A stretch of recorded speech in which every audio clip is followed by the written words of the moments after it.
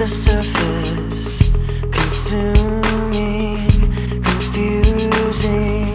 This lack of self-control I fear is never ending, controlling.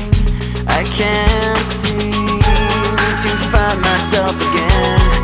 My walls are closing in.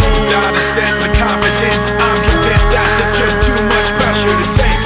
I felt this way before, so insecure. Crawling in my skin, these wounds, they will not heal.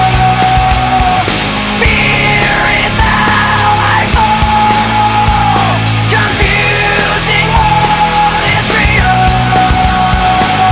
Discomfort endlessly has pulled itself upon me, distracting, reacting. Against my will I stand beside my own reflection. It's haunting how I can't seem to find myself again. My walls are closing in. Not a sense of confidence, I'm convinced that there's just